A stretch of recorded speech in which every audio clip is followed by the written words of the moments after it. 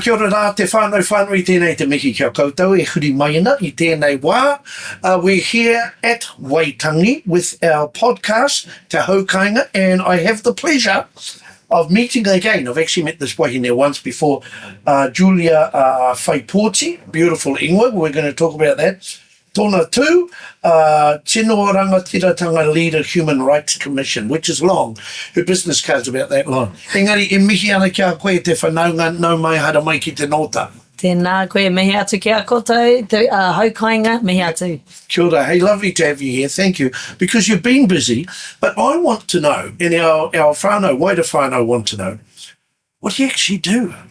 That's a good part. So at Te Kahui Tika Tangata, the Human Rights Commission, if you've heard of it, you may have heard of us and you may not have heard of us, but at the heart of it, our job is to promote and protect human rights. Oh. Everyone has human rights, and for us as Māori, Indigenous rights are human rights. It's on my shirt. So Te Tiriti or Waitangi recognises our rights. Yeah. And part of the mahi of the commission, we've got commissioners, so they are mangai out on different kaupapa, but the commission itself, that's stuff like whether we're writing to the government of the day to try and change laws and make sure human rights are at the centre of that. And for us, a commitment is Te Tiriti or Waitangi and human rights are upheld in this country.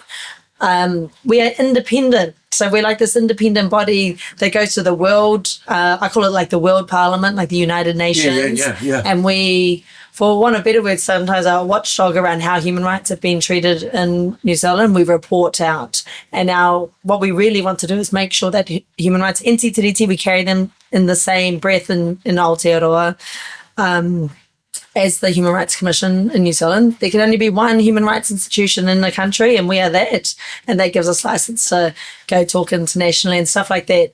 But one of the things that whānau you may, that you can in terms of our front door do, is you can phone up if you've experiencing discrimination, whether that's racism, sexism in your work, or you feel like in your school, in your life. If you're feeling that, you can phone into our Human Rights Commission, make a complaint, and then that stuff gets looked at to whether or not you've experienced discrimination, and then look to make mediation as an option. A penny ko taka te kapa, a penny dropped for me when you were talking about the treaty, and that's part of the whole kaupapa of human rights. That must be an ongoing frustrating process because so many aspects of the treaty haven't been upheld. And that's exactly right. And we're in Waitangi. That's exactly right. I mean, that the Commission has made decisions over the years to recognise, if we're going to talk about human rights here, that's our mandate comes from Te Tiriti or Waitangi, and that's our founding rights and constitutional document here. Of course, that's tied to he whakaputanga as well. Because we recognise Indigenous rights, we recognise the mana of and tino rangatiratanga of tangata whenua. And so that's not to say, even if Te Tiriti and all human rights in New Zealand are upheld, we still have a role to make sure that continues because it's relationship, So, but we've got eyes on around Te Tiriti. We've gone, I went to Geneva last year to go, I say, dob on the situation that's happening here, but it's to keep a track because we cannot take it for granted, even though it's not been honoured. We know Te Tiriti hasn't been honoured by any kawana since it's been signed, but that is our role to make sure. And not only in this country.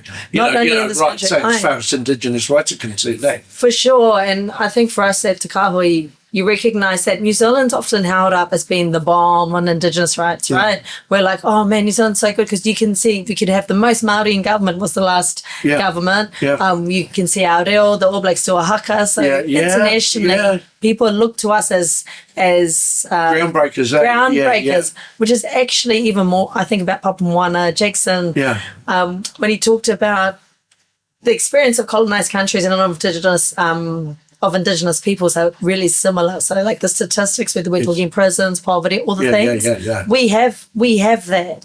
And if people are looking to Aotearoa as the finish line, then who are we to say this is enough? Totally. So, yes, it's mahi for all of us, but certainly for us at the Human Rights Commission, To give light and mana, the mana already exists within Te Tiriti or Waitangi, but to make sure that that's not forgotten. Yeah. It's funny. It's interesting that you mention other nations in the world who suffer the same negative statistics that we suffer, and the commonality is what happened to them happened to us. Yes. Pretty much. There's a reason why people turn out the way they are, so it's not rocket science. Well, it's a experience of colonized countries. So it's like they structure the systems that squash and take away the rights of Indigenous people. It's not because we are inherently poor in terms of economy, or we're inherently criminal. It's actually small numbers, but it's actually the colonial process that has continued to do this. But the promise of Te Tiriti and human rights, that is our mahi to whakamana. And especially for whānau, and that's tangata whenua, that's also our whānau haua, whānau with disabilities. It's also whānau who are in marginalised groups where the rights are taken away the most or reduced the most. So us at Human Rights Commission, we have a big role. In terms of our mahi of looking to uphold those rights, to monitor that and call or support actually government to do the right things and for people to feel empowered to access their rights. Beautiful. I'm so pleased we have this.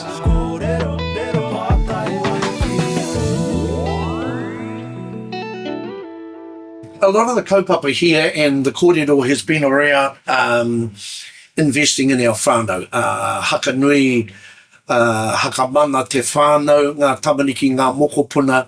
So talk to me about the rights of our children, because I know, and you know, that some of our tamariki are marginalised, for sure.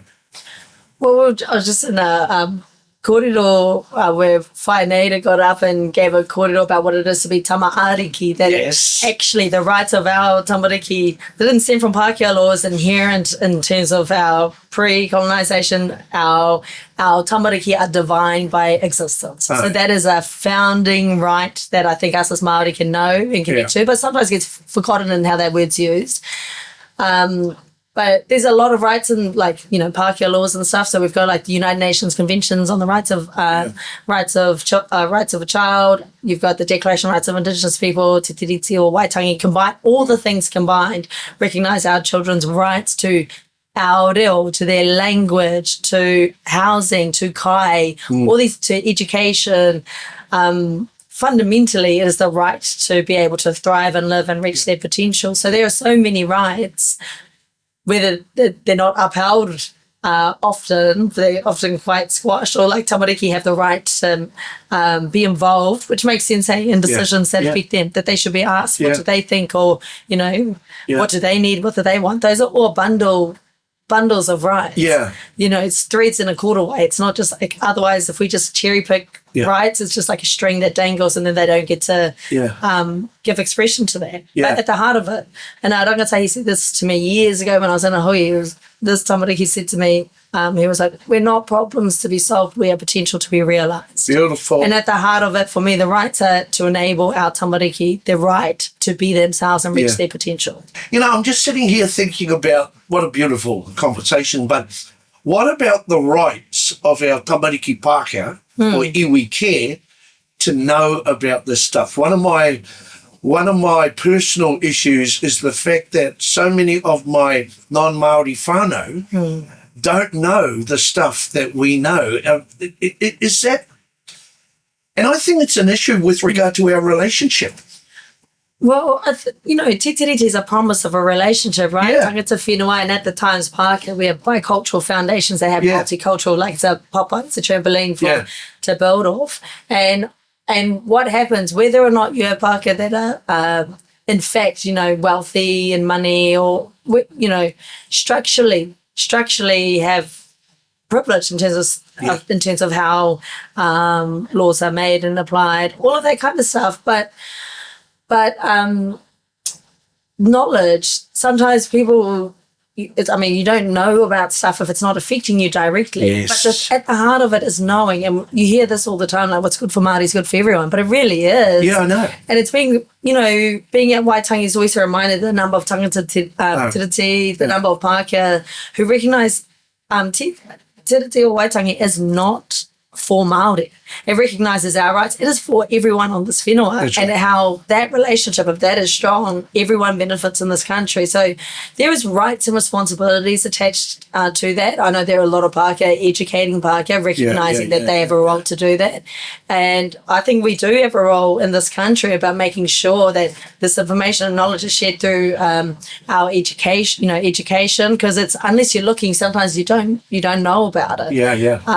But that needs to change. Yeah, that's what disappoints me. I think our Pākehā whānau are being shortchanged because of the lack of their rights aren't being upheld because they're being kept in the dark, really. Well, there's richness to be had from that. And also for Pākehā, you can be Pākehā nowhere else in the world. There is such, the culture and the mana of that. Like, it's something to be proud of. Yeah. That's not the same as being proud of, like, a colonial history that has impacts today. You can recognise those harms and you can recognise that. But you should be proud to be Pākehā in Aotearoa. When people travel overseas, they want to know about either Māori or Blacks hangi, haka. It's pretty...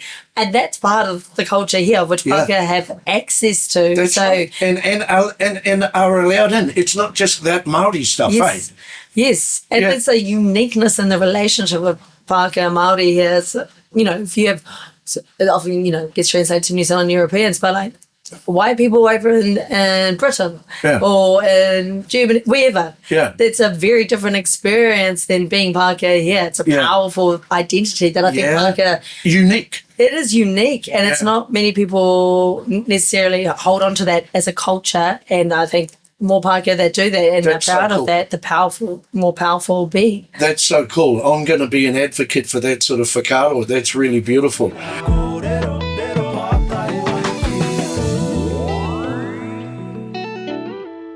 What inspires you to be in the space where change is needed, but, he mahi tino taimaha? What inspires you? Well, for me, it's not a job, you're right. So I wasn't like, I want to have this career or something like that. It is, and I think a lot of our whānau, I've seen that tōkana around me have the sense that if there is something wrong or missing or our voices aren't being heard, that we need to do something about it. And when I was at law school, I was the first in my whānau to go to uni and stuff like that. And I've got a strong as mum. So when I was young, I used to get shamed out if she would call people out, like at the supermarket or something. She would... I'd be like, Mum, oh my God, could you not talk about that? But now I can see my mother reflected in my mother's imprint. But when I was at law school and I was in a criminal law class and they were talking about why I'm Māori criminal. And I was like, what? Like, I was like, I'm Māori, I know Māori, we're really cool. And it was like a room, it was like a couple hundred people, but there was only a handful of us. And I was like, what is going on here? And then I saw the statistics for the first time about, and lots of whānau know then that the inside prisons, over half the people in prisons are our whānau. And I was violently shocked by that, and I will never stop being violently shocked by that number. And I was also like, why is that true when we're the bomb? I was like, we are the bomb. Totally. In so many ways, and that's also true. So what's happening that's made that so? And so for me, there's a sense of justice that I think has been handed down from my mum or my whānau, and seeing people around me. Papa Moana, I was really lucky to listen to him a lot. I remember when I learned that prison stuff and I was like, whoa, and I didn't really know what he did, to be honest, but he used to come and hang out with our Māori law kids, and I was like, why has anyone not done anything about this? So I was like this little young buck being like, I'm going to do it. But at the heartbeat of it is, we are all here for moments in time, and I'm really aware of that. I'm going to die and turn into the stars and become a tipuna. And so we've got kaitiaki. I'm really driven to leave this place better than I found it. And I've just had lots of tōkana people around me, and I just think we are more than individuals. I'm part of a whānau, I'm part of a hapori, we're all part of all the things. And so that really drives me. And I feel really supported, and one of many. Like, again, the threads in the quarter, I feel that strongly. And I often think when I get to occupy, this is a flash roll. I'm in tables often where it's like, man, only Pākehā around the table. And I think about all the whānau that I've spoken with or I've had time with, and I think, they're not at this tepu. So if I will make sure I put our voices as strong as I can. Kārawe.